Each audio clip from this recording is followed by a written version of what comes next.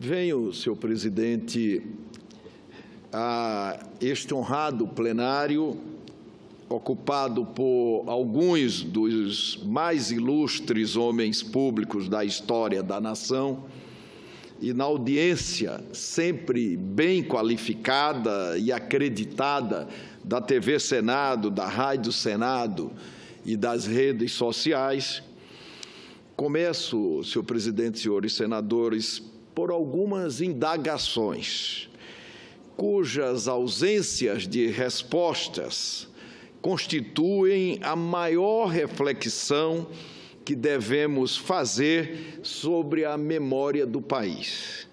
Alguém saberia dizer quem foi Nero de Moura? Quem se lembra, senhor presidente e senhores senadores, de Paulo Bozizio? Quem sabe dizer de cabeça, de memória, quem foi Estevão Rezende Neto? Alguém lembra o que eles fizeram? E não se trata, senhor presidente, senhores senadores, de pegadinha. Estou me referindo a dias dramáticos e de pessoas que alcançaram a fama efêmera do seu tempo, eram aplaudidas em restaurantes e seus personagens protagonizaram filmes. Pensavam que seus nomes e imagens seriam eternizados em bustos e nomes de ruas, de praças e de avenidas. Viraram pó, senhor presidente. Não se conhece a Avenida Nero de Moura, Praça Paulo Bozizio, Rua Estevão Taurino.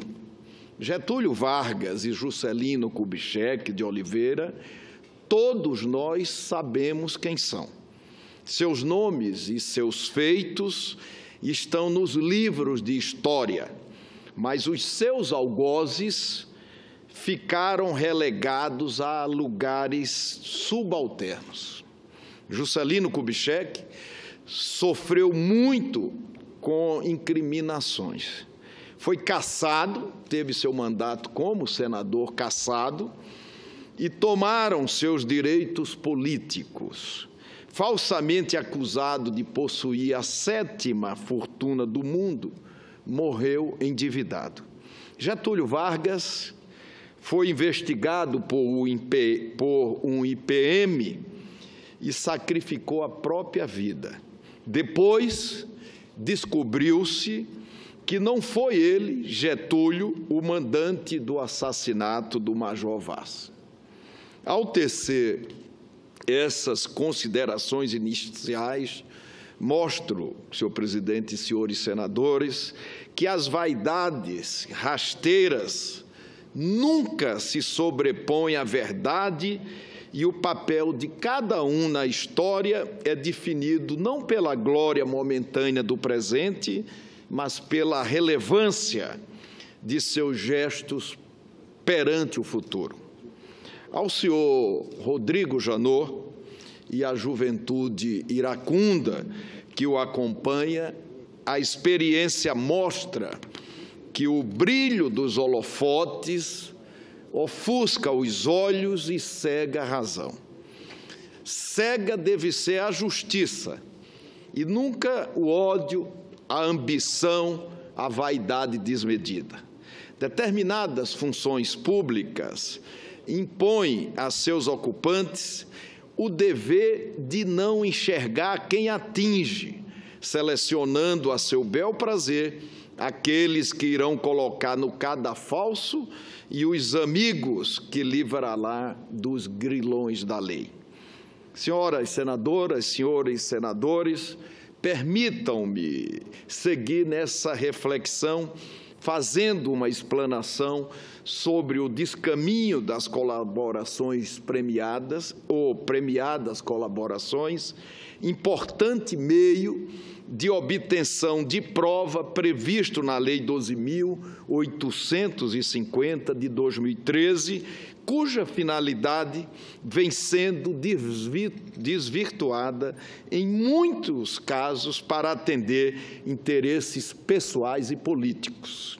Rui Barbosa advertia nos idos de 1920, aspas, não estejais com os que agravam o rigor das leis, para se acreditar com o nome de austeros e ilibados, porque não há nada menos nobre e mais aplausível que agenciar uma reputação malignamente obtida em prejuízo da verdadeira inteligência dos textos legais.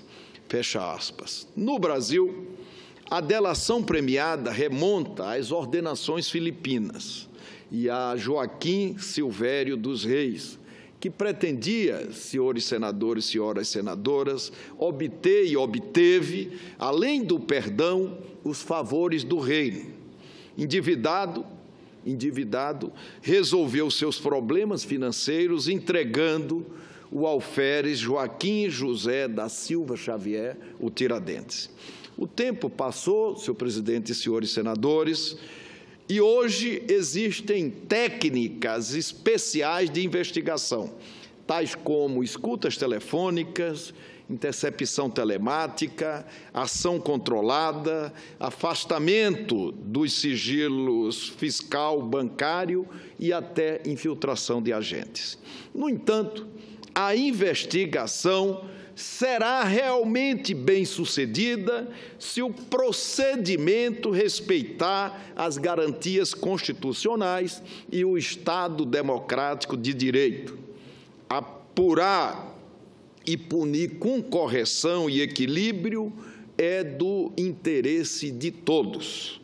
Por isso mesmo, é imensa a responsabilidade dos órgãos de persecução penal, que devem atuar sem vaidade, sem disputas internas e sem espírito de emulação.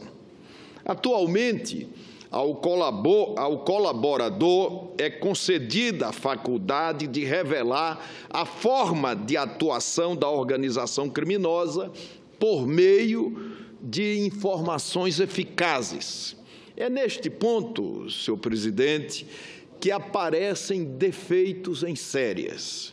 Humildemente, falo com a autoridade de quem, como presidente do Congresso Nacional, ajudou a aprovar a Lei de Combate às Organizações Criminosas e defendeu a sua regulamentação e continua a fazê-lo. Emergindo de um cenário complexo, a palavra colaborador premiado deve ser vista com desconfiança. O advogado Pedro Estevam Serrano observou com total lucidez, aspas, o problema não é a delação, mas o modo como tem sido obtida.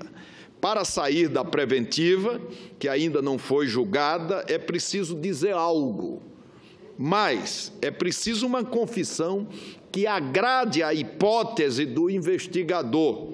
É uma falha que gera nulidade absoluta do processo. Fecha aspas. Sem fazer referência à célebre operação policial, o eminente ministro Marco Aurélio afirmou no 7º Congresso Brasileiro da Sociedade de Advogados em São Paulo, aspas, acima de tudo, a delação tem que ser um ato espontâneo.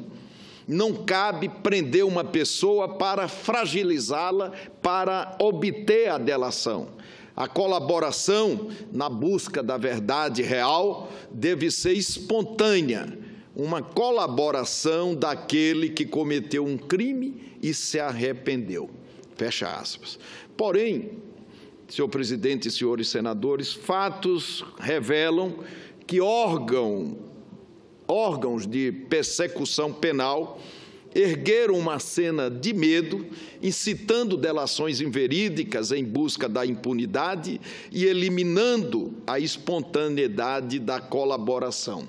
ao manter réus presos em péssimas condições até delatar, ou gerando pavor em investigados com a simples perspectiva de ser encarcerado. Delação premiada falaciosa é sempre nefasta, porque arrasta para o lodo a reputação de pessoas inocentes e prestando desserviços à persecução penal que se pretende por todos séria. E a persecução penal que se pretende séria cumpre a lei e cumpre a Constituição. Reitero, para evitar má compreensão, a inegável importância das operações policiais de combate ao crime. São elas, e já o disse como ministro, como constituinte, como líder de bancada e como presidente do Senado Federal. São elas fundamentais para a sociedade, especialmente a Lava Jato, que consagra, já disse e repito, avanços civilizatórios. E, por isso mesmo, merecem todo o apoio para elucidar, sejam quais forem, melhor dizendo, os fatos investigados. Sou a favor, senhor presidente, do combate ao crime em todas as suas instâncias. Sou a favor do respeito aos direitos fundamentais. Sou a favor de instituições fortes e sou plenamente favorável a melhores dias para a sociedade brasileira. Para combater as associações criminosas com eficiência, ao juiz é dado conceder os benefícios do perdão judicial, da redução ou substituição da pena de prisão diante da eficácia da colaboração. Ou seja, o prêmio está diretamente ligado aos resultados da colaboração. Mas não é isso, senhor presidente e senhores senadores, que temos visto. Recompensas excepcionais, usufruídas antecipadamente por alguns delatores, não são por todos, fizeram da colaboração premiada, ou da premiada colaboração, mais um grande negócio para os criminosos, invertendo valores e a finalidade do próprio Instituto. Há suspeitas de pagamentos pelo silêncio de presos, de investigados e até mesmo para emplacar delações em massa. Ou seja, com o beneplácito do aparelho estatal, paga-se pelo silêncio e pela palavra.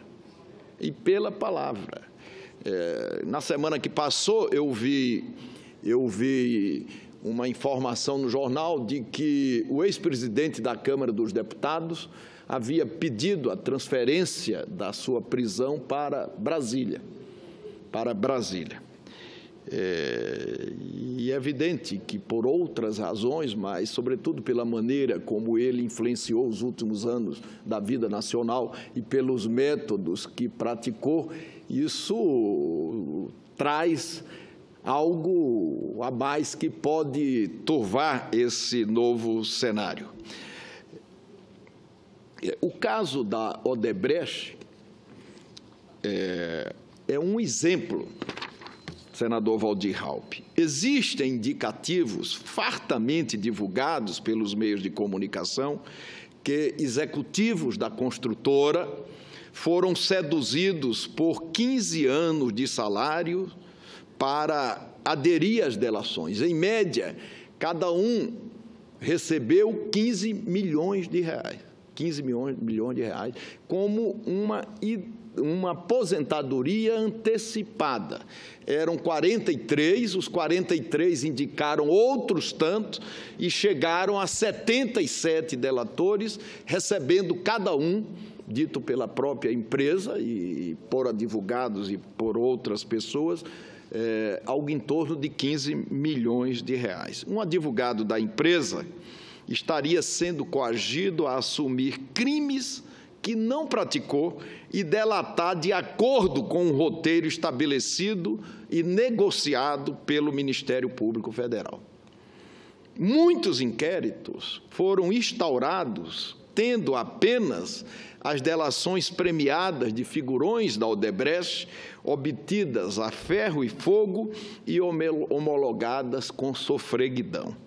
Via de regra, os investigados são submetidos a forte pressão psicológica para denunciar integrantes da política em troca da impunidade. Agora, as mentiras começam a aparecer em renque. Juristas de renome, insuspeitos magistrados e até membros do Ministério Público advertiram para o perigo da banalização e do mau uso do Instituto da Colaboração Premiada. O ministro Gilmar Mendes lembrou em julgamento no Supremo Tribunal Federal que tem sido frequente a instauração de inquéritos para investigar enredos inverossímeis ou questões já devidamente explicadas. Após o noticiário distorcido, divulgado maciçamente pela televisão, rádio, revistas e jornais, depois do processo ser instruído em praça pública e julgado pela mídia, o fardo do exame técnico e imparcial fica mesmo com o Poder Judiciário.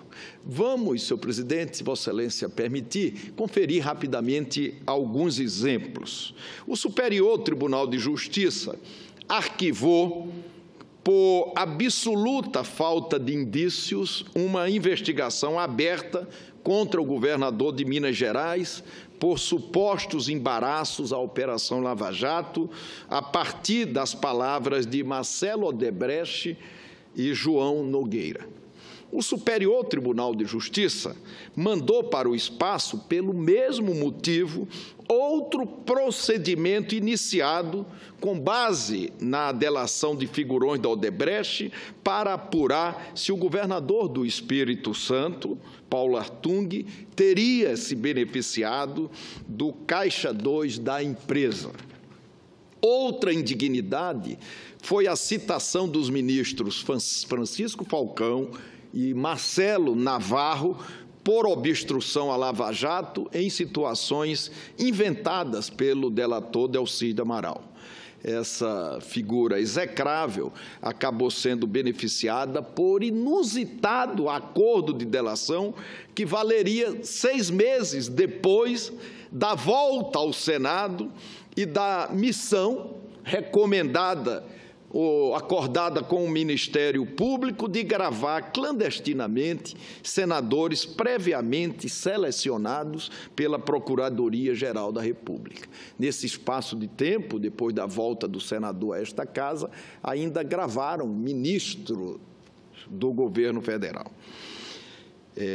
Cláudio Melo, da Odebrecht, tentou várias vezes obter os prêmios da delação, que só foi aceita no 3º depoimento, depois de citar meu nome, num contexto inverossímil.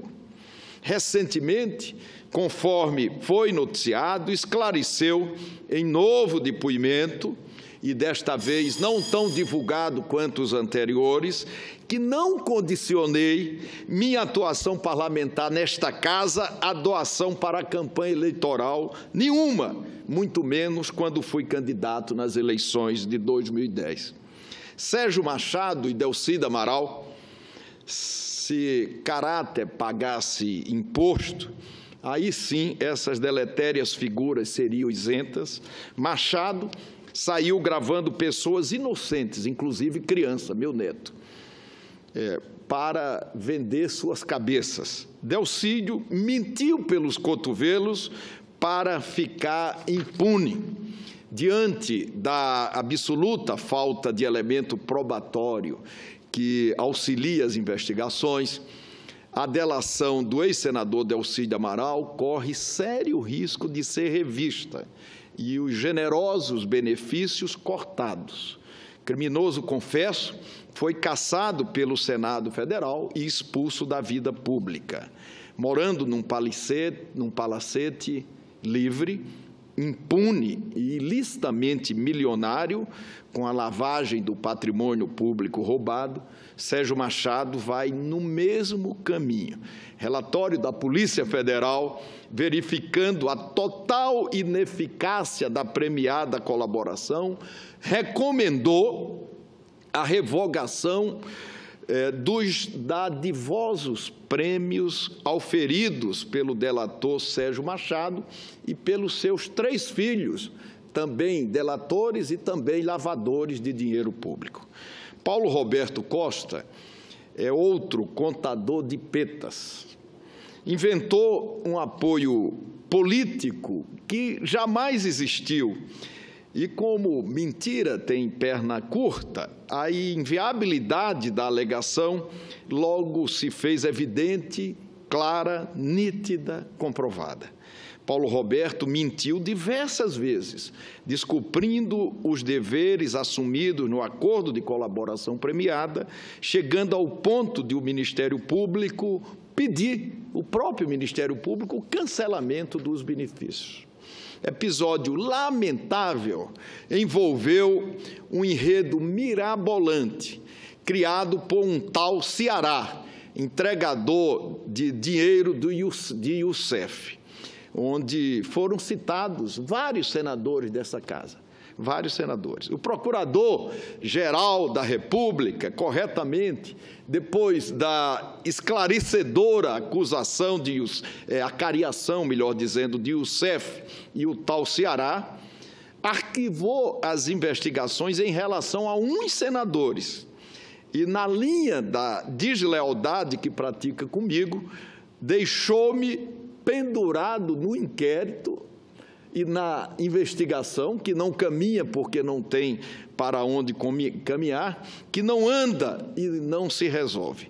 Fica aí apenas servindo ao propósito de criar volume de investigação. Permitam-me, senhor presidente e senhores senadores, rapidamente narrar o fato, especificamente, para aqueles que não o conhecem e podem estar contaminados pela esquizofrenia e cólera de alguns noticiários facciosos. Fernando Baiano, que me citou por ouvir dizer, que nunca o vi, não conheço, não sei de onde vem, nada apresentou de concreto. Disse apenas que ouviu dizer. Jorge Luz, não vejo essa figura há mais de 20 anos. Eu o conheci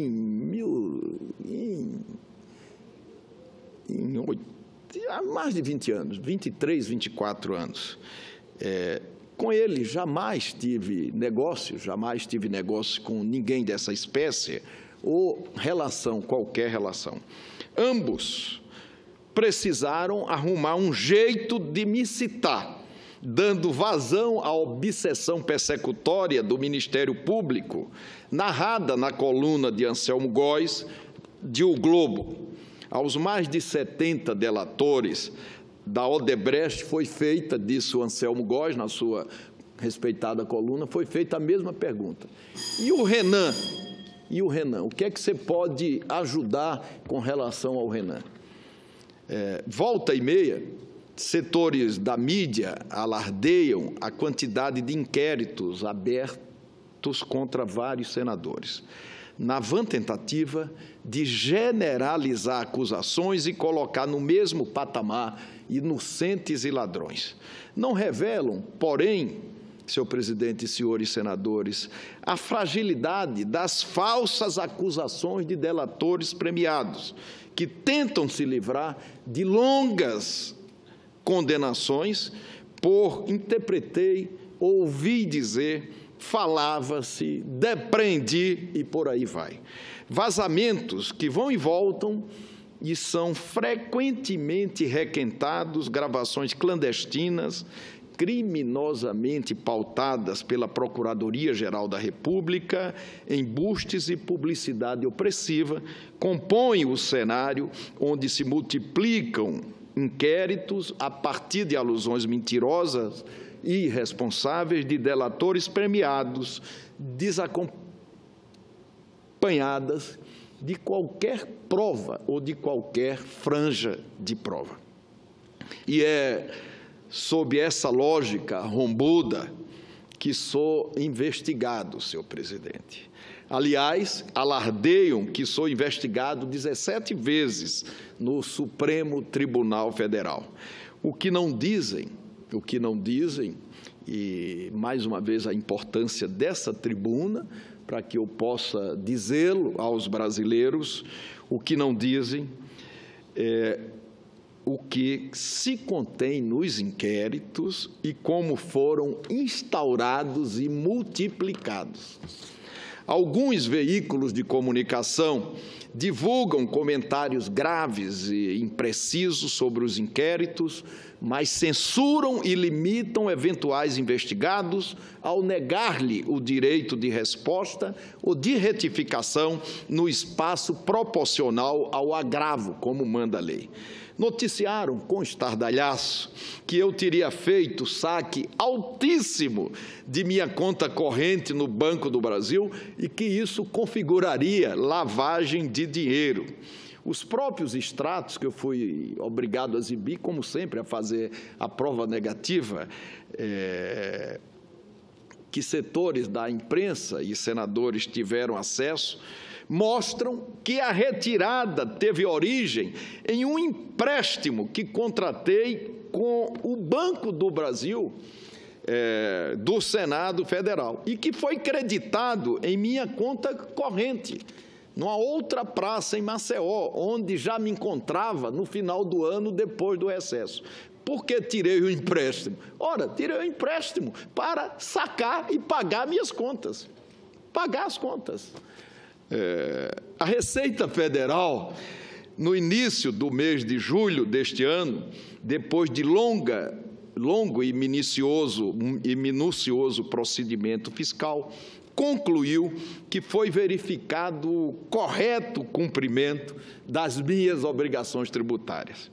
Há inquéritos com o mesmo objeto, cujo arquivamento, senador Raupp, estranhamente não foi requerido pelo Ministério Público. Há inquéritos parados e há inquéritos desmembrados exatamente para inflar o número de investigações. Todos eles, repito, por ouvir dizer, baseados em vagas interpretações de delatores ou em simples inferência, sem qualquer prova. Eu pediria só um pouquinho a mais de tempo, apelando à sua generosidade para poder concluir aqui essa... Obrigado, presidente. Sem qualquer prova.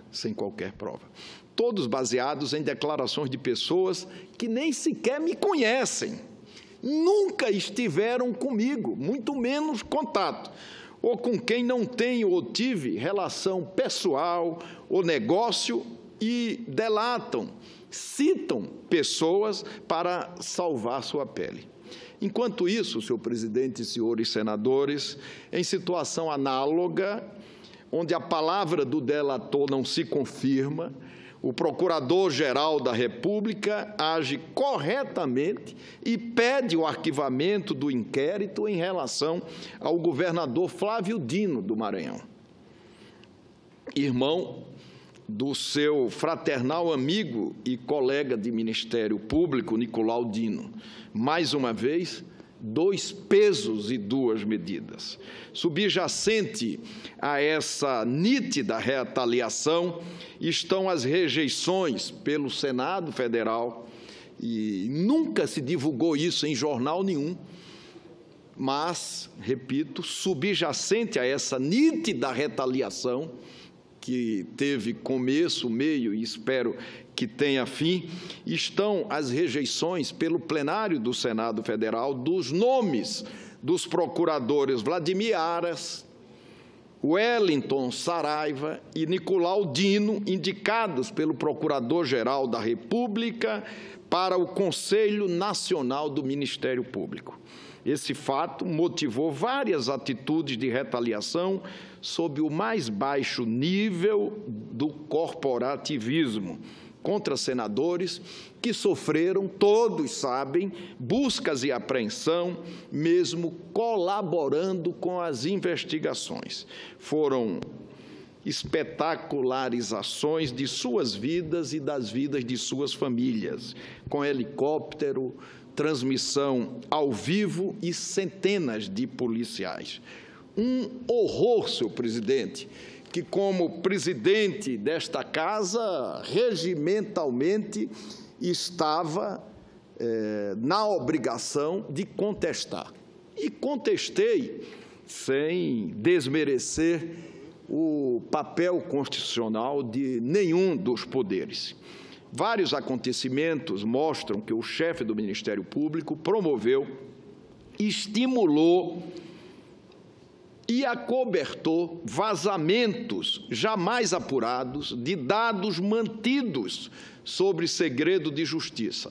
Demandou prisão preventiva com base em simples presunções e sem suficiência probatória apta, pediu busca e apreensão sem antes adotar diligências complementares, ingressou com denúncias sem o inquérito e, por fim, solicitou o meu afastamento da presidência do Senado Federal, com fundamento já repelido também pelo Supremo Tribunal Federal e agora, senhores senadores, senhor presidente, pela Polícia Federal, que pediu, dentre outras coisas, a revogação dos benefícios dos delatores.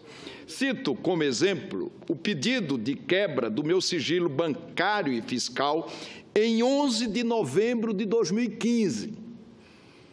Apesar de ter conhecimento de que desde o dia 14 de maio de 2015, já os havia oferecido espontaneamente e por escrito ao Ministério Público e ao Supremo Tribunal Federal.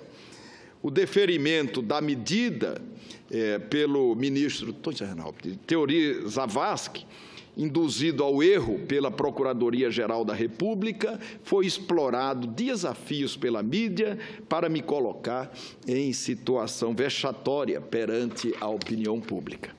Nos meses de fevereiro e março de 2016, houve uso ilegal de escutas de um delator, Sérgio Machado, já em tratativas de colaboração.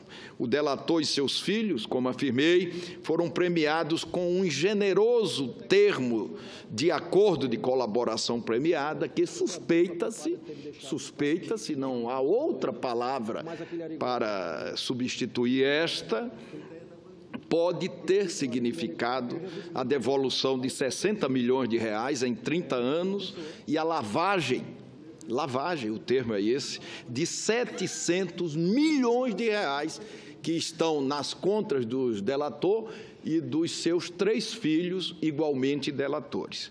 Isso, senhor presidente e senhores senadores, precisa ser explicado, Eu vi uma nota ontem de que o Procurador-Geral da República, Rodrigo Janot, vai escrever um livro para minuciosamente explicar a delação de diretores da JBS. Eu fiquei feliz, porque esse livro, sem dúvida nenhuma, será uma oportunidade para ele explicar todos os outros fatos e todas as outras acusações que pesam sobre ele, Procurador-Geral da República, Rodrigo Janot. A cláusula em que as partes da delação citada anteriormente se comprometem a preservar o sigilo sobre os áudios fornecidos foi violada, e os diálogos vazados e divulgados com estardalhaço em noticiários nacionais de televisão, blogs, jornais e revistas de grande circulação por várias edições seguidas, a partir de 26 de maio de 2016, sendo que o regime de segredo apenas foi revogado no dia 14 de junho de 2016. A nítida intenção, como todos sabem, permitam-me repetir, era influenciar a opinião pública e, assim, pressionar o ministro Zavascki a determinar a minha prisão a então prisão do presidente do Senado Federal, requerida pelo Procurador-Geral da República em 23 de maio de 2016, com base, pasmem, nos mesmos áudios vazados e repetidos à exaustão para a mídia e divulgados com a ênfase de que, aspas, haviam coisas gravíssimas, gravíssimas, que viriam à tona contra o Renan. Percebendo a manobra, Teori Zavascki, que com sua conduta serena, isenta, equilibrada e imparcial honrou o país e a magistratura brasileira, indiferiu o pleito em decisão firme, onde registrou que, aspas, a credibilidade das instituições, especialmente do Poder Judiciário, somente se fortalecerá na exata medida em que for capaz de manter o regime de estrito cumprimento da lei. Fecha aspas. Abominava deslealdade. Hélio Gaspari recorda que Teori Zavascki tinha por hábito fazer pequenas anotações e algumas delas revelavam a sua insatisfação com as atitudes do Procurador-Geral da República. Luiz Nassif também registra que os maiores conflitos do eminente e saudoso ministro na condução da Lava Jato foram exatamente com o chefe do Ministério Público Federal. Senadores, senadoras, há denúncias pródigas em argumentos falaciosos desejando converter a fórceps doações eleitorais lícitas, legítimas, públicas, transparentes, feitas de acordo com a lei, em crimes de corrupção e lavagem de dinheiro. Não adianta, senhor presidente e senhores senadores, nem todo mundo se favoreceu dessa corrupção, em boa hora, exposta pela Operação Lava Jato. Eu não me favoreci, nunca me favoreci. Jamais, senhor presidente, provarão qualquer coisa contra mim na base de citações maldosas, encomendadas, criminosas de delatores e de dados de prestações de contas eleitorais aprovadas sem restrições pela Justiça Eleitoral. Minha defesa é a verdade. Não pratiquei crime algum, não tenho ou tive operador, não indiquei ninguém para diretorias de estatais, para ministérios. Pressões de toda ordem são despejadas todos os dias sobre o Supremo Tribunal Federal, por setores da mídia e do próprio Poder Judiciário e da Procuradoria-Geral da República e entidades corporativas. Antoine Garrapon, doutrinador e juiz francês, adverte que, sob a pressão da mídia, a justiça perde seu espaço protegido, aspas, priva-se ela do distanciamento dos fatos no tempo e da reserva de suas iniciativas profissionais. E lembra que, aspas, alguns indivíduos aproveitam a mídia para se emancipar de qualquer tutela hierárquica. Não estamos, senhor presidente e senhores senadores, dissentindo, mas o dirigismo judicial não se faz pelo Supremo Tribunal Federal, mas por uma série de ações que acabam induzindo o judiciário a erro e mantém encurraladas pessoas que podem ajudar a encontrar saídas para os graves problemas sociais que afligem a sociedade brasileira.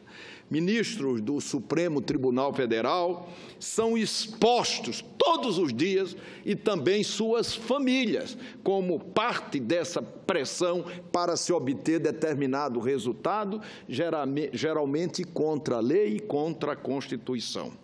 Ministros conhecidos, senador Raupp, e já encerro, com a generosidade de Vossa Excelência. Parece que o senador Roberto Rocha está querendo uma parzinha. Eu vou conceder, senador Roberto, com muito prazer. Obrigado. Ministros conhecidos como garantistas por sua doutrina, votos e vidas, sofrem constrangimentos e pressão da chamada direita penal, incluindo falsas acusações e notas corporativas e imagens injuriosas divulgadas pelas redes sociais. A colaboração premiada, infelizmente, tem sido, em alguns casos, desviada da sua utilidade como meio de obtenção de prova, servindo de instrumento de disputa de poder e desgaste da política, alimentando um quadro distanciado, completamente distanciado da realidade. Por isso, senhor presidente, entende-se a vertente tática adotada e estimulada publicamente pelo Ministério Público Federal, em todas as suas instâncias, de usar a mídia tentando coagir o Supremo Tribunal Federal, usurpando competências ou impondo indevidamente constrangimentos aos poderes da República, seguindo, obviamente, como regra para todos, de desgastes. Certamente, este método fere, como dizia, regras constitucionais e coloca em xeque a eficácia dos meios investigativos legítimos, estimulando um vale-tudo que ofende verdadeiramente o Estado democrático de direito. Contra a lei, e já concedo a parte ao senador Roberto Rocha, contra a lei, o Ministério Público quer o monopólio das delações e das investigações, desconfiando da Polícia Federal. Pode, claro, e já decidimos isso em alguns momentos, pode ser o dono da ação penal, e realmente é, mas o Ministério Público não é dono do mundo, nem da Constituição, nem do Supremo Tribunal Federal, nem do Congresso Nacional, nem da honra e da reputação de ninguém.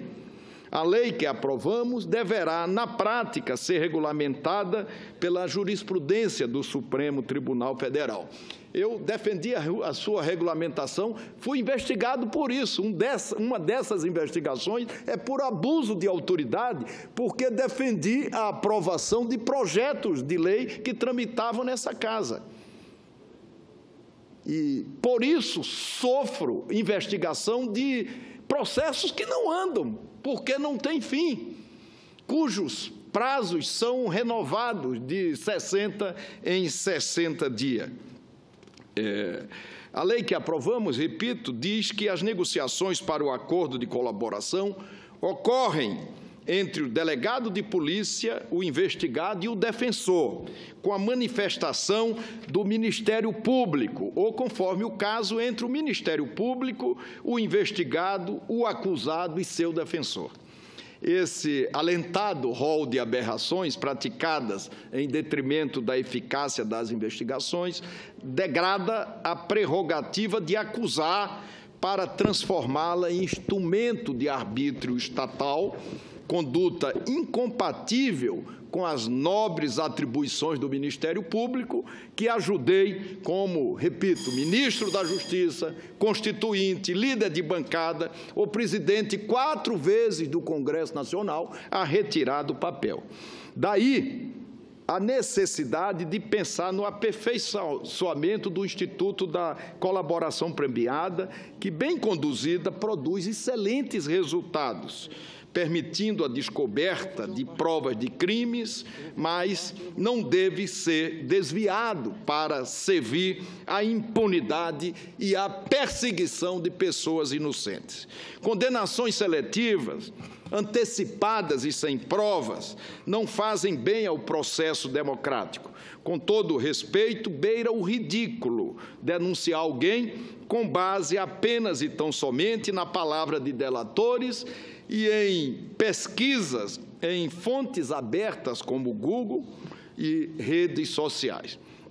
Eu cito outros exemplos de deslealdade. Antes, porém, eu quero, com muita satisfação, ouvir o senador Roberto Rocha. Senador Renan, muito brevemente, para não perder a oportunidade de forma cirúrgica, fazer uma participação no pronunciamento de Vossa Excelência, que eu cumprimento nesta tarde de quinta-feira. Eu, ao entrar neste plenário agora, eu vi que Vossa Excelência fazia uma exposição com relação à atuação do Ministério Público e falava do caso do governador do Maranhão. O governador do Maranhão que foi denunciado e que ontem o Procurador-Geral da República pede o arquivamento da sua denúncia. Eu me recordo que, há pouco tempo atrás, o Procurador-Geral da República, Rodrigo Janot, disse numa frase um tanto quanto infeliz, mas disse que enquanto houvesse bambu, ia ter flecha. Parece que, nesse caso, está muito claro que o bambu do Janot serve para uns como flecha mortal, mas para outros como flecha de cupido, pelas razões e pelas ligações que Vossa Excelência disse dele com o próprio irmão do governador, seu subprocurador e seu candidato à própria sucessão. Eu agradeço a parte de Vossa Excelência, eu incorporo com muita satisfação ao meu pronunciamento e foi exatamente isso que Vossa Excelência colocou. Nós lamentamos que, em situação análoga, a exemplo do que fez com o governador Flávio Dino, o Procurador-Geral da República, irmão do seu fraterno e colega amigo Nicolau Dino, rejeitado por esta Casa para integrar o Conselho Nacional do Ministério Público e candidato de Janot à sucessão, ele, com os mesmos motivos, não fez o que fez com o governador Flávio Dino, não pediu a sua absolvição. Eu cito, senhor presidente, outros exemplos de deslealdade.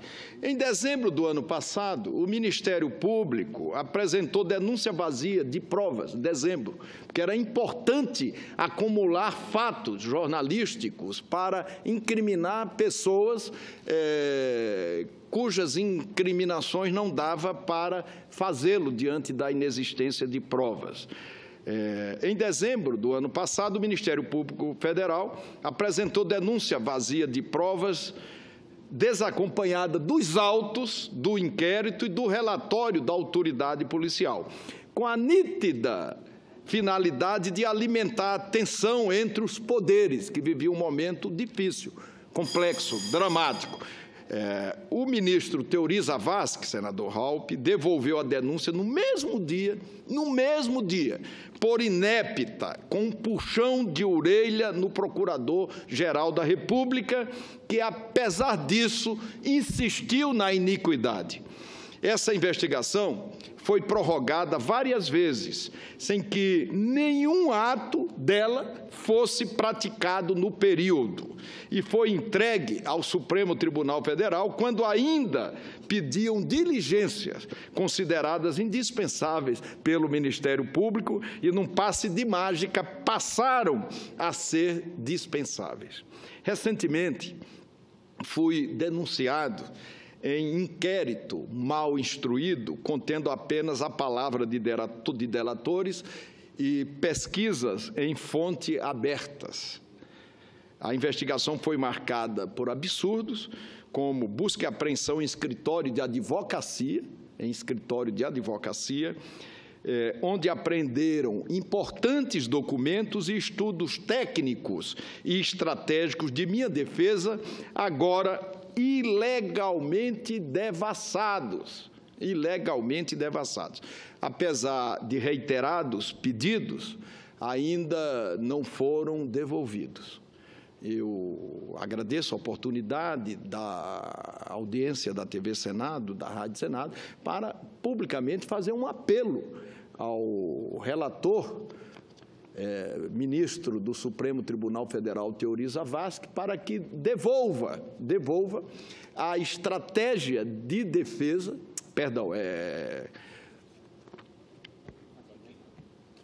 ministro Fachin, para que devolva a estratégia de defesa arbitrariamente confiscada em busca e apreensão de advogado.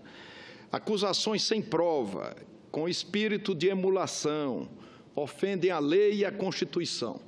Devemos ter cuidado para não reviver os sobressaltos do fascismo. Quando defendemos e aprovamos nesta Casa o fim dos supersalários e dos penduricalhos e o aperfeiçoamento da lei de abuso de autoridade, e quando aprovamos também o fim das aposentadorias para crimes graves cometidos, crimes de corrupção cometidos por membros do Judiciário e do Ministério Público, sofremos retaliações materializadas em denúncias e até pedido de prisão e de busca e apreensão. O país passa, todos sabem, por momentos difíceis. Além da forte crise econômica, existe uma tensão institucional alimentada artificialmente por investigações pulverizadas exatamente para justificar delações construídas para envolver personalidades da política brasileira, mesmo sabendo de antemão que não participaram de crimes. Nesse contexto, sobram situações, como disse, queria repetir, que reclamam, senador Roberto Rocha, explicações. Sobretudo os acordos de delação premiada envolvendo o ex-procurador Miller, braço direito de Rodrigo Janot, que apenas 6 dias após ter sido exonerado do cargo de procurador do Ministério Público Federal, já estava atuando na defesa dos irmãos Batista, intermediando um dos acordos mais vantajosos que se tem notícia. Igualmente, esse ex-procurador, agora advogado de delator, ele participou e influenciou as delações premiadas de Delcídio Amaral, Sérgio Machado e filhos. Mas,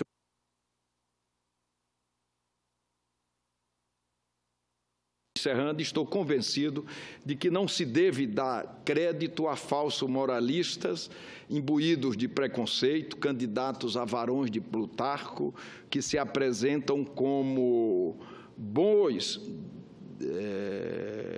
salvadores da pátria, carregando a cruz na boca e o diabo no coração. Certamente impulsionados pela vaidade, desejam se acreditar como austeros e libados, agravando os textos legais e agem com a mesma ideologia irresponsável dos obscuros personagens das 2 maiores crises políticas da história do Brasil, que citei ao iniciar esse pronunciamento. A representação popular, base sagrada da democracia, a despeito